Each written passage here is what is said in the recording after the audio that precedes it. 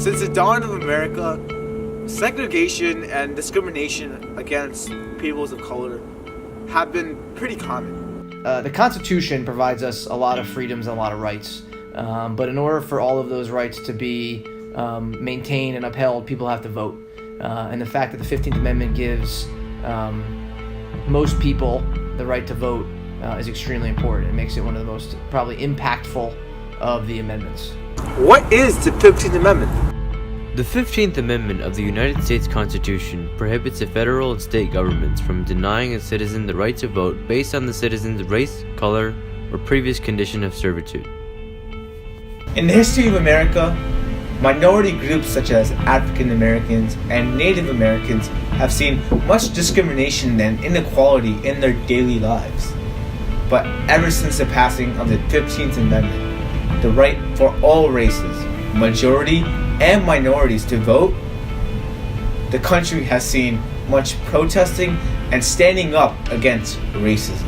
You know, it comes down to those groups making sure that we support them. You know, low-income minority groups. We do everything possible to get them to the polls so that they can vote for people who are going to support voting rights.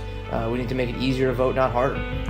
People will still need to go through the expense and trouble, and it may be in fact be impossible for them to get the documentation that they need to get this real ID. So basically, you're blocking millions of people from voting with this law, and particularly minorities, the elderly, people from rural communities, the disabled who do not have these types of documents.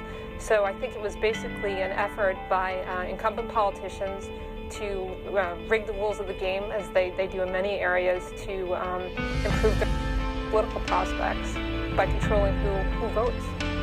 Equality for Americans should never be based on the color of your skin. And thanks to the 15th Amendment, it's not. However, President Trump is proposing new legislation targeting low-income families and minority groups of all kind in the form of voter IDs.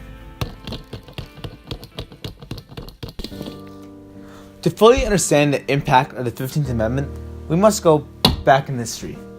Let's take a walk down memory lane, shall we? We first start off with the Reconstruction Amendments, 13, 14, and 15. 13 to abolish slavery, 14 to grant citizenship, and 15 to grant voting rights. Now, once the 15th Amendment was ratified, a huge sweep in civil rights and fighting for equality was shown in America. From the creation of the NAACP to the civil rights movement in the 1960s, America has shown great progress in equality. So surely the 15th Amendment had a great impact.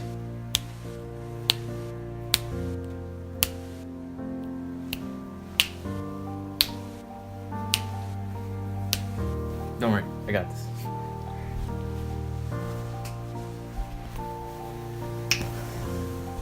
That's better. We surely come a long way.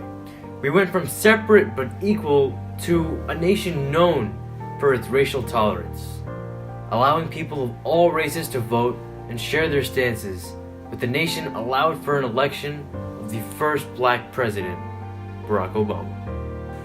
The 15th Amendment is the most crucial part of the Reconstruction Amendments, which gave freed African American slaves an opportunity to voice their opinions to this nation.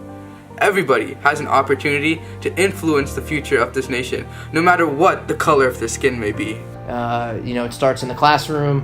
It starts with, people like you, projects like this that embrace, voting rights and equal rights. That it's going to make the differences. The right to vote cannot be privileged to one group or one race. A proper political society must include all viewpoints, all stances, and all races. That is why the ratification of the 15th Amendment created great strides for America's future. Absolutely. America would not be the country it is today without the diverse involvement that we've had. Whether on municipal, state, or national level, every single vote counts. Which is why the 15th Amendment truly makes this country the United States of America.